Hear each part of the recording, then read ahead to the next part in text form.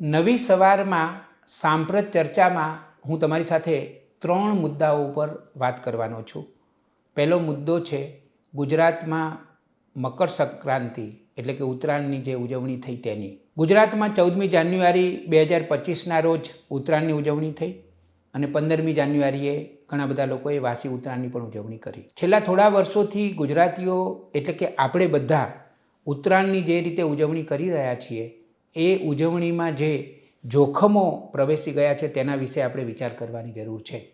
સૌથી પહેલું જોખમ એ છે કે ઉત્તરાયણની ઉજવણી હવે લોહિયાળ બનવા માંડી છે. ઉત્તરાયણને કારણે ખાસ કરીને જે પતંગની દોરી હોય છે એ દોરીને કારણે 6 વ્યક્તિએ પોતાના પ્રાણ ગુમાવ્યા છે. દર વર્ષે આવું થાય છે. આ પહેલી વાર થયું છે એવું નથી. અને એમાં બાઇક ઉપર જતો કોઈ યુવાન હોય એના ગળામાં પતંગની દોરી આવી જાય અને એનું મૃત્યુ થાય. હાલોલના પરેશભાઈ 5 વર્ષના પોતાના દીકરા કુણાલને લઈને નીકળ્યા. એને ફુગ્ગો અપાવવા જતા હતા, બલૂન અપાવવા જતા હતા અને પતંગની દોરી આવી અને કુણાલનું ગળું કાપી ગઈ અને એનું મૃત્યુ થયું. રાજકોટમાં એક બાઇક લઈને યુવાન જતો હતો અને પતંગની દોરીને કારણે તેનું મૃત્યુ થયું. સુરેન્દ્રનગર જિલ્લાના પાટડી તાલુકામાં ઓડુ નામનું એક ગામ છે. આ ઓડુ ગામના ઈશ્વરભાઈનું મૃત્યુ પણ પતંગની દોરીને કારણે થયું છે. કડીમાં એવું બન્યું કે એક પતંગ વીજળીના તાર ઉપર હતો તો એક બહેન છે એ પતંગને લેવા ગયા અને કરંટ લાગ્યો અને એ મહિલાનું મૃત્યુ થયું. પતંગની ઉજવણી વખતે લગભગ 5000થી વધારે કોલ 108ના મળ્યા છે. એવી જ રીતે પક્ષીઓ પણ મોટી સંખ્યામાં મરે છે. એનો ચોક્કસ આંકડો તો આપણને મળતો નથી, પરંતુ હજારોની સંખ્યામાં ઉત્તરાયણ વખતે આપણે પક્ષીઓને મારી નાખીએ છીએ. મિત્રો, મારે તમને એટલું જ પૂછવું છે કે કોઈ તહેવારની ઉજવણી આપણે એવી કેવી રીતે કરી શકીએ કે જેને કારણે જીવ હત્યા થાય. કોઈ લોકો એવી દલીલ કરે છે કે બીજા ઘણા બધા ધર્મ એવા છે, દાખલા તરીકે ઇસ્લામ ધર્મ, તો ઇસ્લામમાં બકરી ઈદની ઉજવણી થાય છે ત્યારે બકરી ઈદના દિવસે સમગ્ર વિશ્વમાં એક જ સાથે એક જ દિવસમાં કરોડો જીવ હત્યા થાય જ છે ને. દરેક ધર્મના લોકો પોતપોતાની રીતે આવી ઉજવણી કરતા હોય અને જીવ હત્યા થતી હોય તો એ રોકવી જ જોઈએ. એમાં બધા ધર્મો સરખા છે. જીવ હત્યા ન જ થવી જોઈએ. કોઈ દુનિયાનો એવો ધર્મ ન હોય કે જે જીવ હત્યાની તરફેણ કરતો હોય. તરફેણ કરતો હોય તો એમાં વૈજ્ઞાનિક દૃષ્ટિકોણથી ફેરફાર કરવા જોઈએ અને જે ડાહી અને સમજુ પ્રજા હોય એ ફેરફાર કરે જ. અને હિન્દુઓ આવો ફેરફાર કરતા જ રહ્યા છે. પરંતુ છેલ્લા થોડા વર્ષોથી ગુજરાતમાં જે રીતે ઉત્તરાયણની ઉજવણી થાય છે અને જે રીતે હજારોની સંખ્યામાં પક્ષીઓ મરે છે અને મોટી સંખ્યામાં લોકોના મૃત્યુ થાય છે, એમાં હવે આપણે સુધારો કરવાની જરૂર છે.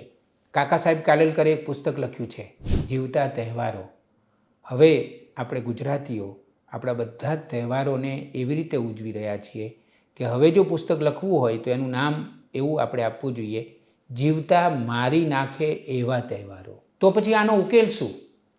ઉત્તરાયણ ઉજવવાની બંધ કરી દેવાની? લોકોએ પતંગો નહીં ચગાવવાના?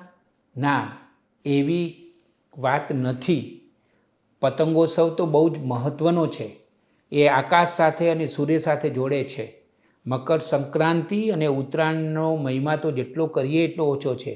પરંતુ આ બધી જે મર્યાદાઓ છે અને જે નુકસાન થઈ રહ્યું છે, જીવ હત્યા થઈ રહી છે, લોકો મરી રહ્યા છે અને બીજા પણ ઘણા બધા પ્રશ્નો છે, એમાંથી આપણે કેવી રીતે બહાર આવીએ એનો તાત્કાલિક આપણે વિચાર કરવાનો છે અને વિકલ્પો શોધવાના છે. દુનિયાના ઘણા બધા દેશોમાં પતંગોત્સવ ઉજવાય છે. ઓસ્ટ્રેલિયાની વાત કરીએ તો ઓસ્ટ્રેલિયામાં આપણા ગુજરાતીઓ જ પતંગ ઉજવે છે, પણ પોતાના ઘરે નથી ઉજવતા. દૂર જવાનું, ખુલ્લું મેદાન હોય અને મેદાનમાં જઈને તમને મજા પડી જાય, આનંદ થાય, એ રીતે તમે પતંગ ઉડાડી શકો છો. દુનિયાના ઘણા બધા દેશોમાં આવું છે. એટલે મને એવું લાગે છે કે આપણે આના વિશે વિચાર કરવાની જરૂર છે. પછી સવારના સમયે અને સાંજના સમયે પક્ષીઓનું આવન જાવન વધારે હોય છે ત્યારે પતંગ ન ઉડાડીએ તો ન ચાલે. બીજું, એમાં ઉન્માદ જે ઘૂસી ગયો છે અને બીજા બધા જે ડીજે અને આપણે ધાબા ઉપર બધા માઇકો લઈ જઈએ અને મોટો મોટો ઘોંઘાટ કરીએ, એ ઘોંઘાટને કારણે પણ પક્ષીઓને બહુ જ નુકસાન થાય છે. અને સાંજે જ્યારે તમે આવા આપણે બધા વગાડીએ છીએ ત્યારે પક્ષીઓ પછી પોતાનો રસ્તો ભૂલી જાય છે. આ બધું આપણે વિચાર કરવાની જરૂર છે. એક બાજુ હજારો લોકો પક્ષીઓને મારતા હોય, જીવદયામાં માનનારા યુવાનો હોય છે, એ જુદી જુદી સંસ્થાઓના ઉપક્રમે પક્ષીઓને બચાવવાનું કામ પણ કરે છે. અમદાવાદની વાત કરું તો પાંજરાપોળમાં હું ઘણી બધા વર્ષો ગયો છું, તો મેં જોયું છે કે આમ પ્રતિ મિનિટે ઘાયલ થયેલું પક્ષી આવતું હોય. આમ ડૉક્ટરો એની સારવાર કરતા હોય, જરૂર પડે તો ઓપરેશન કરતા હોય, એના શરીરમાં જે ઘૂસી ગયેલી દોરી હોય એ કાઢતા હોય. મિત્રો, આપણે માણસ છીએ. આપણે માણસની જેમ જ આપણે તહેવારો ઉજવવા જોઈએ. આનંદ માણવાની ના નથી, ઉજવવાનો કોઈ ઇનકાર નથી, પરંતુ એવી રીતે તો કોઈ પણ તહેવારની ઉજવણી ન કરીએ જેને કારણે લોકોના મૃત્યુ થાય, પક્ષીઓના મૃત્યુ થાય અને લોકો હેરાન થાય. આવી ઉજવણી આપણે ન જ કરવી જોઈએ. આજની સાંપ્રત ચર્ચાનો મુદ્દો છે રાજકારણને લગતો છે. દિલ્હી રાજ્યની ચૂંટણીઓ થઈ રહી છે અને એમાં આપ પક્ષ અને ભારતીય જનતા પાર્ટી અને કોંગ્રેસ એ લડત આપી રહી છે એકબીજાને. આપ પક્ષ તો ત્યાં ઘણા બધા વર્ષોથી સત્તામાં છે અને ભારતીય જનતા પક્ષ તો 25 વર્ષથી સત્તામાં નથી. ગુજરાતમાં ભાજપે સ્થાન મેળવ્યું, શાસન મેળવ્યું, તો સળંગ ગુજરાતમાં ભારતીય જનતા પક્ષ સત્તામાં છે લગભગ 27 વર્ષથી, અને દિલ્હીમાં ભારતીય જનતા પક્ષ સત્તામાંથી ફેંકાઈ ગયો તો સળંગ 25 વર્ષથી એ સત્તાથી દૂર છે. આવી પરિસ્થિતિમાં ભારતીય જનતા પક્ષને આ વર્ષે એવું લાગી રહ્યું છે કે ચોક્કસ ભાજપ માટે ચાન્સ છે, કારણ કે આપની જે લોકપ્રિયતા હતી, કેજરીવાલની જે લોકપ્રિયતા હતી, એ લોકપ્રિયતા હવે પ્રમાણમાં ઘણી ઘટી છે. અને ખાસ કરીને જે કૌભાંડો કહેવાયા, શરાબનું જે કૌભાંડ થયું અને અરવિંદ કેજરીવાલને જેલમાં જવું પડ્યું, એમના મનીષ સિસોદિયા જે મંત્રી હતા એમને પણ જેલમાં જવું પડ્યું અને ઘણા બધા મંત્રીઓને જેલમાં જવું પડ્યું અને મુખ્યમંત્રી પણ પછી તો બદલાયા. એટલે હવે આપ પક્ષની જે લોકપ્રિયતા હતી અને કેજરીવાલની જે લોકપ્રિયતા હતી એ પ્રમાણમાં હવે ઘણી ઘટી છે. એટલે હવે ભારતીય જનતા પક્ષ માટે એક મોકો છે. અને હરિયાણા અને મહારાષ્ટ્રમાં જે રીતે ભારતીય જનતા પક્ષને વિજય મળ્યો, ખાસ કરીને મહારાષ્ટ્રમાં લોકસભાની ચૂંટણીમાં જે થોડો નબળો દેખાવ થયો હતો અને ભારતીય જનતા પક્ષ અને એનડીએ પ્રમાણમાં નીચે આવી ગયા હતા, પરંતુ આ બે રાજ્યોને કારણે પાછો એમણે આત્મવિશ્વાસ મેળવી લીધો અને ખાસ કરીને મહારાષ્ટ્રમાં તો જે જબરજસ્ત વિજય મળ્યો એને કારણે ભારતીય જનતા પક્ષ પણ હવે ફૂલ ફોર્મમાં અત્યારે દિલ્હીની ચૂંટણી લડી રહી છે. ત્યારે મારે એક બીજા મુદ્દાની ચર્ચા કરવી છે. એ મુદ્દો છે રેવડીનો. નરેન્દ્રભાઈએ 2014માં વડાપ્રધાન બન્યા પછી એક આત્મવિશ્વાસ સાથે નવી નવી વાતો કરી અને એમનું એવું કહેવું હતું કે જે મતદારોને પ્રલોભનો આપવામાં આવે છે, જબરજસ્ત પ્રલોભનો આપવામાં આવે છે, એના માટે એમણે એક શબ્દ આપ્યો હતો રેવડી, અને એ રેવડીનો વિરોધ કરતા હતા. જો કે હવે તમે જુઓ કે આ જ ભારતના વડાપ્રધાન નરેન્દ્ર મોદીએ હમણાં એવું કહ્યું કે નવી દિલ્હીમાં જે કલ્યાણકારી યોજનાઓ છે એ બધી કલ્યાણકારી યોજનાઓ તો ભારતીય જનતા પક્ષ સત્તામાં આવશે તો ચાલુ રાખશે. એટલે એનો અર્થ એ થયો કે આ જે કલ્યાણકારી યોજનાઓ છે એટલે કે જે રેવડી છે તો અમે પણ રેવડી વહેંચીશું. એવું મહારાષ્ટ્રમાં પણ એમને એવું કરવું પડ્યું. મહારાષ્ટ્રમાં જે વિજય મળ્યો છે એનડીએને, એમાં જે લાડલી બહેનો માટેની જે યોજના હતી એનું બહુ મોટું પ્રદાન હતું. સવાલ એ છે કે નરેન્દ્ર મોદીની ઈચ્છા એવી ખરી કે આપણે આ રેવડી વગર પણ કેવી રીતે લોકશાહીમાં ચૂંટણીઓ લડી શકાય. એક જમાનામાં યાદ છે કે નરેન્દ્રભાઈ વારંવાર એવું કહેતા હતા કે આપણે પરિવારવાદમાંથી બહાર આવીએ, આપણે જાતિવાદી રાજકારણને બદલે વિકાસલક્ષી રાજકારણ કરીએ અને એમાં ચૂંટણીઓ વિકાસના મુદ્દા ઉપર લડાય, એવું નરેન્દ્ર મોદી વારંવાર કહેતા હતા. આપણે ભલે વિશ્વની સૌથી મોટી લોકશાહી હોઈએ તો પણ મતદારોની જે જાગૃતિ આવવી જોઈએ, એની જે ગુણવત્તા હોવી જોઈએ, એ હજી સુધી આપણે સિદ્ધ નથી કરી શક્યા. અને એટલે જ રાજકીય પક્ષો જે જુદા જુદા પ્રકારના પ્રલોભનો આપે છે કે મહિલાઓને અમે આ આપીશું, આરોગ્ય મફત આપીશું, અમે શિક્ષણ મફત કરી આપીશું, અને આ પ્રકારના એક્યા બીજી રીતના જે પ્રલોભનો હોય છે એ પ્રલોભનોને કારણે મતદારો જે તે રાજકીય પક્ષને મત આપે છે. આ પરિસ્થિતિ સ્વાભાવિક છે કે યોગ્ય નથી. આ પરિસ્થિતિમાંથી આખો ભારત દેશ ક્યારે બહાર આવશે એની ખબર નથી, પણ જો સાચી લોકશાહી સુધી આપણે પહોંચવું હશે તો ધીમે ધીમે ધીમે પણ આપણે એ પરિસ્થિતિમાં આવવું પડશે કે મતદારો માત્ર ને માત્ર રાજકીય પક્ષની સાચી વિકાસલક્ષી યોજનાઓ અને ઉમેદવારની ગુણવત્તા એ બેને જ ધ્યાનમાં રાખીને મત આપે અને કોઈ જો એને આવા ખોટા પ્રલોભનો આપવાનો પ્રયત્ન કરે તો મતદાર એને મત ન આપીને સબક શીખવાડે.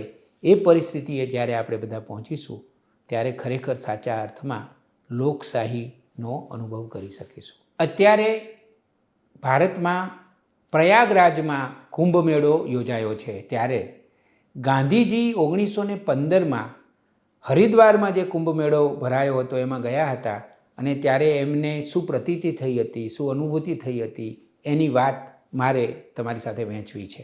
ગાંધીજીની આત્મકથા સત્યના પ્રયોગો ખૂબ જાણીતી છે. એ આત્મકથામાં ગાંધીજીએ કુંભ મેળા વિશેની પોતાની જે વાત લખી છે એ વાત હું તમારી સામે રજૂ કરી રહ્યો છું. 1915ની સાલમાં હરિદ્વારમાં કુંભ મેળો હતો. તેમાં જવાની મને તીવ્ર ઈચ્છા નહોતી, પણ મારે મહાત્મા મુનશીરામજીના દર્શને તો જવું જ હતું.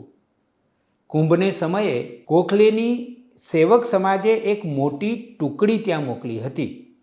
તેની વ્યવસ્થા શ્રી હૃદયનાથ કુંજરુને હાથ હતી. મરહુમ દાક્તર દેવ પણ તેમાં હતા. આમાં મદદ કરવા મારી ટુકડીને પણ લઈ જવી એવો ઠરાવ હતો. મગનલાલ ગાંધી શાંતિનિકેતનમાં રહેલી ટુકડીને લઈને મારાથી પહેલાં હરિદ્વાર પહોંચી ગયા. હું રંગૂનથી વળી અને તેમની સાથે હરિદ્વારમાં જોડાયો. કલકત્તેથી હરિદ્વાર પહોંચતાં ખૂબ મૂંઝાવવું પડેલું. ડબ્બાઓમાં કેટલીક વેળા દીવાબત્તી પણ ન મળે. સહરાનપુરાથી તો માલના કે ઢોરના ડબ્બામાં જ ઉતારુઓને પૂરવામાં આવ્યા. ઉઘાડા ડબ્બા ઉપર મધ્યાહ્નનો સૂરજ તપે ને નીચે નકરી લોખંડની ભોંય. પછી અકળામણનું શું પૂછવું. હવે ગાંધીજી આગળ લખે છે કે મારો ધંધો તો ઘણે ભાગે તંબુમાં બેસીને દર્શન દેવાનો અને અનેક યાત્રાળુઓ આવે તેમની સાથે ધર્મની અને એવી બીજી ચર્ચા કરવાનો થઈ પડ્યો. દર્શન દેતા હું અકળાયો. તેમાંથી 1 મિનિટની ફુરસદ ન મળે. નાહવા જાઉં તોય દર્શન અભિલાષી મને એકલા ન છોડે. ફળાહાર કરતો હોઉં ત્યારે તો એકાંત હોય જ ક્યાંથી. તંબુમાં ક્યાંય એક ક્ષણને સારું પણ એકલો બેસી નહોતો શક્યો. દક્ષિણ આફ્રિકામાં જે કંઈ સેવા થઈ શકી હતી તેની આટલી ઊંડી અસર આખા ભરતખંડમાં થઈ હશે તે મેં હરિદ્વારમાં અનુભવ્યું. હું તો ઘંટીના પળની વચ્ચે પીસાવા લાગ્યો. છતો ન હોઉં ત્યાં બીજા વર્ગના મુસાફર તરીકે અગવડો ભોગવું. જ્યાં ઉતરું ત્યાં દર્શનાર્થીઓના પ્રેમથી અકળાવું. બેમાંથી કઈ સ્થિતિ વધારે દયાજનક હશે એ કહેવું ઘણીવાર મારે સારું મુશ્કેલ થઈ પડ્યું હતું. દર્શનાર્થીઓના પ્રેમના પ્રદર્શનથી મને ઘણી વેળા ક્રોધ આવ્યો છે અને મનમાં તો તેથી વધારે વેળા હું બળ્યો છું. એટલું જાણું છું. ત્રીજા વર્ગની હાડમારીથી મને અગવડ પડી છે, પણ ક્રોધ ભાગ્યે જ છૂટ્યો છે અને એથી મારી તો ઉન્નતિ થઈ છે. આ સમયે મારામાં હરવા ફરવાની શક્તિ ઠીક હતી, તેથી હું ઠીક ભટકી શક્યો હતો. તે સમયે એટલો પ્રસિદ્ધ નહોતો થયો કે રસ્તાઓમાં ફરવાનું ભાગ્યે જ બની શકે. કુંભનો દિવસ આવ્યો. મારે સારું એ ધન્ય ઘડી હતી. હું યાત્રાની ભાવનાથી હરિદ્વારમાં નહોતો ગયો. મને તીર્થક્ષેત્રોમાં પવિત્રતાની શોધે જવાનો મોહ કદી થયો જ નથી. પણ 17 લાખ માણસો પાખંડી હોય નહીં. મેળામાં માણસો પુણ્ય કમાવાને સારું, શુદ્ધિ મેળવવાને સારું આવેલા એને વિશે મને શંકા નહોતી. આવા પ્રકારની શ્રદ્ધા કેટલે સુધી આત્માને ચડાવતી હશે એ કહેવું અશક્ય નહીં તો મુશ્કેલ તો છે જ. પથારીમાં પડ્યો હું વિચાર સાગરમાં ડૂબ્યો. ચોમેર ફેલાયેલા પાખંડમાં મજકૂર પવિત્ર આત્માઓ પણ છે. તેઓ ઈશ્વરના દરબારમાં સજાપાત્ર નહીં ગણાય. જો હરિદ્વારમાં આવે સમયે આવવું જ પાપ હોય તો મારે જાહેર રીતે વિરોધ કરીને કુંભને દિવસે તો હરિદ્વારનો ત્યાગ કરવો જ જોઈએ. જો આવામાં અને કુંભને દાડે રહેવામાં પાપ ન હોય તો મારે કોઈકને કોઈક કડક વ્રત લઈને ચાલતા પાપનું પ્રાયશ્ચિત કરવું જોઈએ. આત્મશુદ્ધિ કરવી જોઈએ. મારું જીવન તો વ્રતો ઉપર જ રચાયેલું છે, તેથી કંઈક કઠિન વ્રત લેવાનો મેં નિશ્ચય કર્યો. કલકત્તા અને રંગૂનમાં મારે નિમિત્તે યજમાનોને થયેલા અનાવશ્યક પરિશ્રમનું મને સ્મરણ થયું. તેથી મેં ખોરાકની વસ્તુઓની મર્યાદા બાંધવાનો ને અંધારા પહેલાં જમી લેવાનું વ્રત લેવાનો નિશ્ચય કર્યો. મેં જોયું કે જો હું મર્યાદા નહીં જાળવું તો યજમાનોને ભારે અગવડરૂપ થઈશ ને સેવા કરવાને બદલે દરેક જગ્યાએ મારી સેવામાં જ લોકોને રોકતો થઈ જઈશ. તેથી 24 કલાકમાં 5 વસ્તુઓ ઉપરાંત કંઈ ખાવાનું ન લેવાનું અને રાત્રિ ભોજન ત્યાગનું વ્રત લીધું જ. બંનેની કઠિનાઈઓનો પૂરો વિચાર કરી લીધો.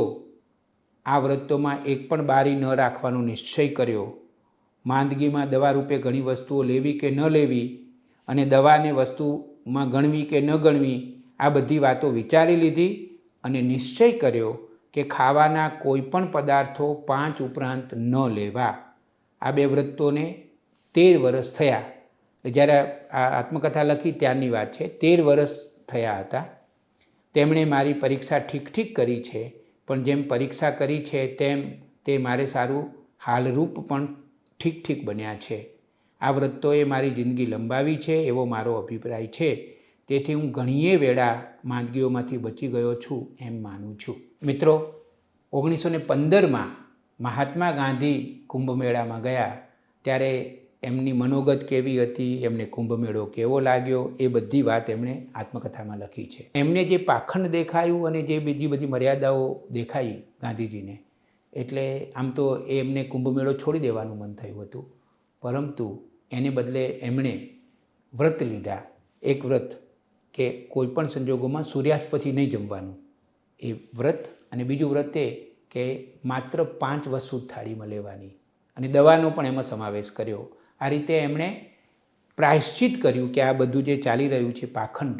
હવે ઘણા લોકોને કદાચ એવું પણ લાગે કે ગાંધીજીને જે શ્રદ્ધા છે એ કેમ ન દેખાઈ, કારણ કે છેવટે બધા લોકો અત્યારે એવું છે કે 2025માં લગભગ 40 કરોડ લોકો કુંભમેળાની મુલાકાત લેવાના છે, એવો એક અંદાજ છે. ગાંધીજીએ લખ્યું છે એ પ્રમાણે એ વખતે 17 લાખ લોકો કુંભમેળામાં ભેગા થયા હતા. મહાત્મા ગાંધીને હંમેશા સ્વચ્છતા અને પવિત્રતા અને નૈતિકતા એને જ એ વધારે મહત્ત્વ આપતા, અને કુંભમાં એમણે જઈને જે અનુભવ કર્યો એમાં પણ આ જ વસ્તુ આપણને દેખાય છે.